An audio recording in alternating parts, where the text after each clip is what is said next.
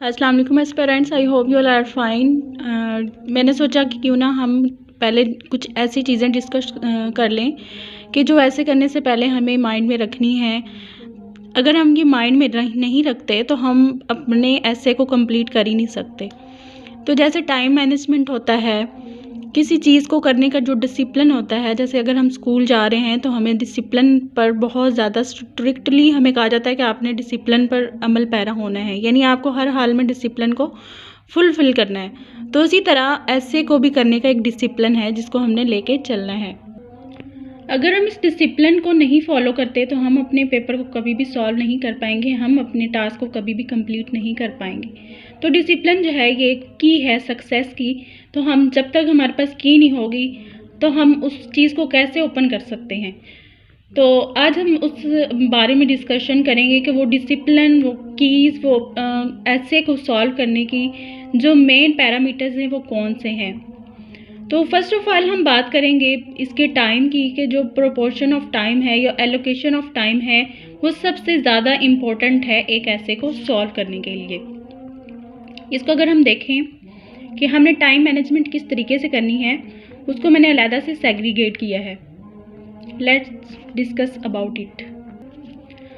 अब क्या होता है कि अब हम ऐसे कर रहे हैं तो हमें पता है कि हर जो भी सब्जेक्ट है उसकी एक अपनी ज़ुबान होती है, एक अपनी लैंग्वेज होती है, उसकी अपनी एक टर्मिनोलॉजीज़ होती हैं जो यूज़ हो रही होती हैं। अब साइंस अगर हम पढ़े हैं तो साइंस की अपनी टर्मिनोलॉजीज़ हैं, अगर हम इंग्लिश को कर रहे हैं तो इंग्लिश की अपनी टर्मिनोलॉजीज़ हैं।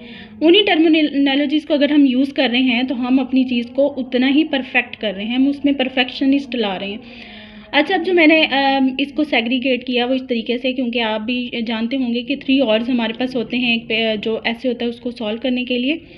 अब आपने क्या करने हैं, अब जब आपको तकरीबन हमें बल्कि श्योरली हमें 10 टॉपिक दिए जाते हैं जिसमें से हमने एक टॉपिक को सिलेक्ट करना होता है और उसके ऊपर हमने डिटेल्ड सारा कुछ लिखना होता है। अब जो हमने करना है, सबसे पहले हमने क्या करना है, अगर आपको पता है कि आपकी इस चीज़ में इतने टाइम आप स्पेंड करना चाहते हैं तो वो आप अलहदा से बनाने, लेकिन जो मैं बता रही हूँ वो ये है कि जो हमने किसी टॉपिक को प्रायोरिटी देनी है, हम यानी उसकी सारा जो मैंने पिछले टॉपिक्स में जैसे डिस्कस किया, हम थीसिस स्टेटमेंट कर रहे हैं, हम एटीएस अप्रोच उसकी फाइंड कर रहे हैं, तो हमने क्या करना है 10 मिनट उस टॉपिक के लिए रख लेने हैं। या हमारे पास 2-3 टॉपिक्स ऐसे होते हैं जिनको हम कह रहे होते हैं कि हम ये कर लें या ये कर लें, हम लोग थोड़ा कंफ्यूज हो रहे होते हैं। जैसे होता है ना कि जब हमारे पास नॉलेज ज़्यादा होता है तो हम उतने ही ज़्यादा कंफ्यूज हो रहे होते हैं कि हम कौन सा इसमें से टॉपिक सेलेक्ट करें, किसके बारे में हमारे पास ज़्यादा नॉलेज होगा। तो ये जो आपने ये जंबलिंग, ये जो सारा एक तरह का क्राउड होगा आपके पास डाटा का, आपने उसको 10 मिनट देने हैं। तो अगर आप 10 मिनट उसको दे रहे हैं तो यानी आप अपने टाइम को पूरा फुलफ़िल कर सकेंगे, आप अपने ऐसे को पूरा का पूरा टाइम दे सकेंगे। तो आप 10 मिनट आप अपने टॉपिक को जो प्रायोरिटी देनी है वो 10 मिनट उसको देंगे। उसके बाद 25 मिनट्स आप अपनी आउटलाइन मेकिंग पे लगाएंगे। अब ये टोटल मिला के कितने हो गए, 25 एंड 10 35 हमारे पास मिनट हो गए। ये वो मिनट हैं जो हमने अपने, ये बहुत ही इम्पोर्टेंट मिनट्स हैं जो हमने अपने ऐसे को दिए हैं। देन क्या है कि टेंटेटिव प्लान, रफ, इनफॉर्मल, ये हमने इस 35 मिनट्स इसको दे दिए। हमने इनफॉर्मल सी कुछ आउटलाइंस बना ली, हमने डाटा कलेक्ट कर लिया, हमने आगे पीछे सबको जोड़ लिया। उसके बाद क्या है कि हमारे पास जो एक्चुअल टाइम बच रहा है वो 2 एंड 25 मिनट्स हमारे पास बच रहे हैं, 2 आवर्स एंड 25 मिनट्स बच रहे हैं। अब ये क्या है, ये हमारा एक्चुअल टाइम है, हमने जो टोटली अपने ऐसे को देना है। अब हमें पता है कि जो टोटल वर्ड्स हैं उसके ऐसे के लिए हमें दरकार होते हैं वो 100 से लेके हमारे पास 3000 तक होते हैं। अगर हम पेपर सॉल्व कर रहे हैं, हम देख रहे हैं कि हमारा मैनेजमेंट नहीं हो रहा टाइम, और हम मतलब 200 तक हम यानी हम कर सकते हैं मिनिमम अगर हम लेके जाएं तो, और मैक्सिमम ये है कि 3500 से हम जो है वो लेस देन रखें, हम ग्रेटर देन ना करें। अच्छा, जो मेन बात होती है, अगर टाइम एलोकेशन के बाद अगर हम बात करें तो हमारे जो होती है, हमने जनरल जम्पशंस रखनी है, हमने कोई हाई फाई लैंग्वेज को यूज़ नहीं करना, हम बिल्कुल उसको एक जनरल तरीके से लेके जाएंगे। अगर हम जनरल लेके जा रहे हैं, अगर हमने स्पेसिफिक उसको बहुत हाई फाई भी लेके जाना है तो हम क्या करेंगे, हम जनरल टू स्पेसिफिक जाएंगे। डायरेक्ट ही हम उसको स्पेसिफिक नहीं कर देंगे, हम हाई लेवल पर डायरेक्ट ही नहीं चले जाएंगे, बल्कि हम आहिस्ता आहिस्ता एक फ़्लो के साथ चलेंगे। चलिए नेक्स्ट हम बात करते हैं। अब ये हमने कर लिया, सिलेक्शन भी कर ली हमने, ग्रेडेशन यानी हमने देख लिया कि हम कौन से टॉपिक को सॉल्व करने वाले हैं। हमने अपनी जो आउटलाइंस मेकिंग की है, हमने उसको ऑर्डर दे लिया है, उसका एक कोहेरेंस बना लिया है, हमने उसका एक फ़्लो तैयार कर लिया है कि हमने इस तरीके से इसको लेके चलना है। हमने अपने मटेरियल को अब क्या किया, हमने ग्रेडिंग दे ली है, उसकी सिलेक्शन करके ग्रेडिंग उसको देन उसके हमने ऑर्डरिंग कर ली है। अच्छा, एज़ पेरेंट्स मैं एक और बात डिस्कस करना चाहूँगी कि मैंने आपको शुरू में ही बता दिया था कि मैं कोई हाई-फाई, मतलब ऐसा नहीं है कि मैं कोई खुद भी लर्नर हूँ, मैं आपको बता चुकी हूँ ऑलरेडी। तो ज़ाहिर बात है, जो एक लर्नर होता है वो दूसरों से सीख के ही अपना नॉलेज दूसरों को कन्वे करता है। तो रिस्पेक्ट यही है कि आप उस बंदे की रिस्पेक्ट करें जो आपको नॉलेज दे रहा है।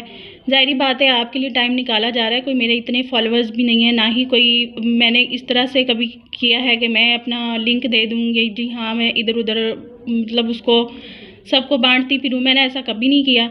मेरा मकसद सिर्फ़ यही है कि नॉलेज को मैं जितना हो सके, जितना मैं खुद सीख रही हूँ उतना ही दूसरों को भी कन्वे करूँ। और मैं मोस्टली आपसे यही कहती हूँ कि मुझे आप इतना फॉलो मत करें। सिर्फ़ आप एक तरह की, जैसे कहते हैं ना, हिदायत लेनी दूसरे इंसान से, आप मेरे से हिदायत लें, टोटली मुझे फॉलो मत करें।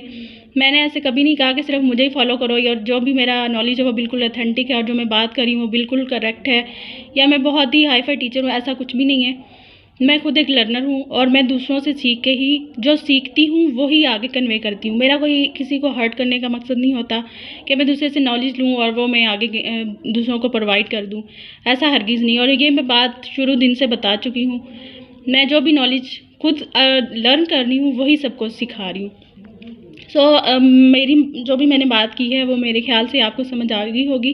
तो आइए फिर अब नेक्स्ट हम बात करते हैं। नेक्स्ट है कि avoid crowding of data and statistic.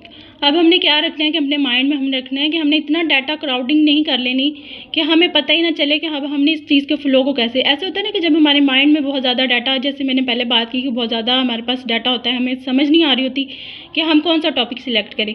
तो अब यहाँ पे भी यही बात है कि जब आपने एक टॉपिक सिलेक्ट कर लिया है, आपने अपने माइंड में रखना है कि आपके एग्जामिनर आपसे पूछ क्या रहा है। आपने ये नहीं करना कि जो एग्जामिनर ने बात पूछी नहीं है, आप जैसे हमें टीचर अक्सर कहते थे ना, सवाल गंदम और जवाब चना है, हमने ऐसे नहीं कर देना कि हम अपना सारा का सारा ही नॉलेज उस पर लगा दें और हम अपना सारा का सारा नॉलेज मतलब इररेलेवेंट रख दें। जो हमारे से एग्जामिनर पूछ रहा है हम उसके बारे में बात ही ना करें। नेक्स्ट है कि avoid generic information, alien and citation.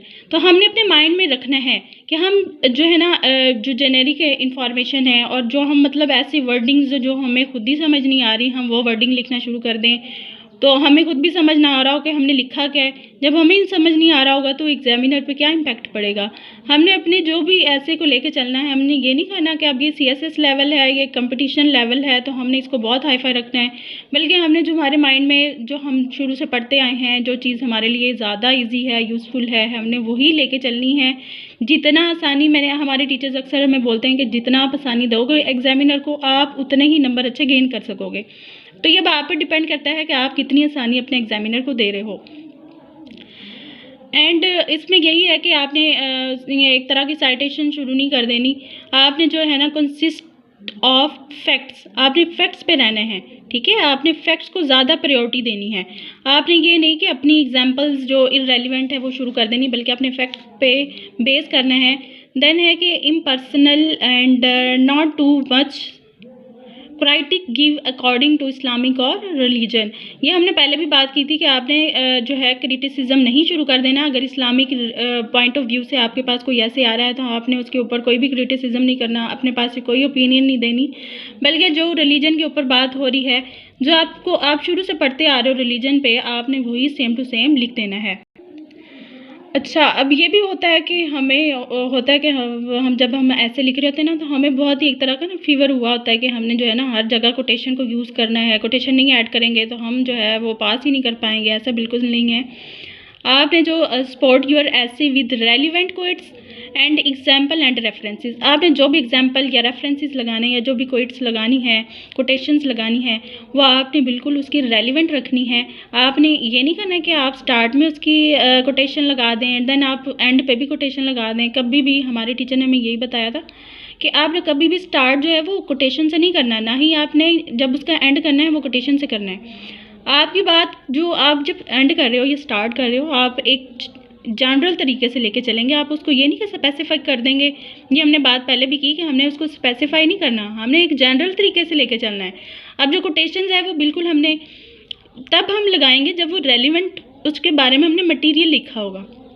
जितना आप रेलिवेंट रहेंगे, जितना आप उसके लिए कन्वीनियंट पैदा करेंगे एग्जामिनर के लिए, आप उतने ही एज दे रहे हैं अपने ऐसे को। ठीक हो गया कि यानी हमने स्टार्ट भी नहीं करना, हमने एंड भी कोटेशन से नहीं करना, और जो एग्जांपल्स हैं और जो रेफरेंसेस हमने देने हैं वो बिल्कुल रेलिवेंट होने, वो इधर उधर की अला बला हमने नहीं लगाने। And then support your explanation by, हाँ, अब आपने जो भी एक्सप्लेनेशन दी है आपने उसके प्रूव करना है। आपको प्रूव करना पड़ेगा कि आपने ये जो बात की है वो किस लिए की है, किस बारे में की है। आपको पता होना चाहिए कि आपकी जो भी बात हो रही है वो किस बारे में हो रही है, उस चीज़ को आपने प्रूव करना है। एग्जामिनर को कोई पता नहीं कि आपके माइंड में क्या चल रहा है। आपने अपना पॉइंट ऑफ व्यू उसको समझाना है कि ये जो बात मैंने लिखी है उसको मैं प्रूव कर रही हूँ। हमने ये पहले भी बात की कि हमने जब सेंटेंस लिखना होता है तो हम स्टार्ट करते हैं उसको, उसके बारे में एविडेंसेस देते हैं, देन हम उन एविडेंसेस को यानी आर्ग्यूमेंट्स जो हम दे रहे होते हैं उनको हम प्रूव करेंगे। तो एक पैराग्राफ राइटिंग की यही तरीक़ेकार होता है कि आपने जो आर्ग्यूमेंट्स दिए हैं, आप उन आर्ग्यूमेंट्स को जब तक प्रूव नहीं करेंगे आपका पैराग्राफ कंप्लीट ही नहीं हो रहा। Then use authentic material and sources. अब आपने जो भी मटेरियल यूज़ किया है, जो भी रिसोर्सेज यूज़ किए हैं, वो आप बिल्कुल ऑथेंटिक यूज़ करेंगे। ये तो बन चुका है ना कि हम जैसे डोगर्स दालों को बहुत ज़्यादा फॉलो कर रहे होते हैं, तो मोस्टली मेरे टीचर्स ने ये बताया कि आप इतना वो उस पर ना जाया करें कि वो इतना ऑथेंटिक मटेरियल नहीं होता। I don't know but my teachers said that. ये बात हम पहले भी कर चुके हैं कि जो स्पेसिफ़िक होगा, हमने अजम्पशन जो हैं वो स्पेसिफ़िक रखनी है, जो भी इंफॉर्मेशन रखनी है वो हमने स्पेसिफ़िक यूज़ करनी है। हम मतलब हमें पता होना चाहिए कि हम जिस बारे में बात करें वो एक ऑथेंटिक चीज़ है। अब रेलिवेंस होना चाहिए मटेरियल में, जैसे हमने पहले भी बात की कि कोहेरेंस होना चाहिए, उसमें ऑथेंटिसेशन होनी चाहिए। हम जो भी बात लेके जा रहे हैं वो एक फ़्लो में चल रही हो, ये नहीं कि कट जाए। एक जगह से हमने बात की है, जो हम स्टार्ट में जो बात कर रहे हैं हम उसको जाके कहीं और जाके लिख रहे हैं, उसको मिला रहे हैं किसी और बात से, ऐसे नहीं है। आपने बिल्कुल फ़्लो के साथ चलना है। जैसे ABC आपने पूरी एक फ़्लो के साथ ABC चल रही है, इसी तरीके से हर जैसे कहते हैं ना जैसे एक ज़ंजीर होती है, ज़ंजीर को दूसरी ज़ंजीर के साथ जोड़ते चले जाते हैं तभी वो ज़ंजीर टोटली बनती है ना, इस तरीके से हमने एक तरह का उसका फ़्लो लेके चलना है। अच्छा, अब जो मेन बात है वो ये है कि जब हम अपनी यानी कि बना लेते हैं, फ़र्स्ट ऑफ़ ऑल हमें, क्योंकि हम आउटलाइंस ही बनाते हैं ना, तो हम आउटलाइंस बना रहे हैं या हम एक तरह से अपना UEL में, जैसे अब बिगिनर्स के लिए मैं वीडियोस ज़्यादातर बनाती हूँ, तो एक बिगिनर है तो जब ऐसे लिख लेता है, या आप एग्जामिनेशन हॉल में बैठे हैं आपने एक ऐसे लिख लिया है, तो आपको पता होना चाहिए कि आपने इस बारे में लिखा क्या है। आपको देखना है कि is your material relevant to the topic, यानी आपको पता हो कि आपने जो टॉपिक लिखा है वो मटेरियल आप एंड पे इवैल्यूएट तो करो अपने आप को, जो आपने मटेरियल लिखा है वो रेलिवेंट है। इज़ योर ऐसे कन्वेंसिंग, यानी कि वो जो आपने मटेरियल लिखा है या जो आपका ऐसे है वो आपके टॉपिक को कन्वेंस कर रहा है, या आप कन्वेंस कर पा रहे हो उस टॉपिक को। आपने ये चीज़ देखनी है, अपने सेल्फ एवेल्युएशन करनी है।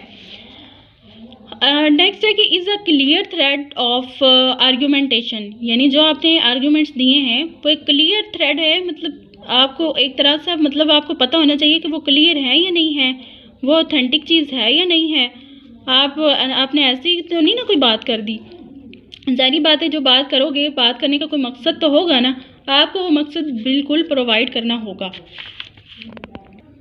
देन आपको देखना है are your voice and style appropriate for the essay.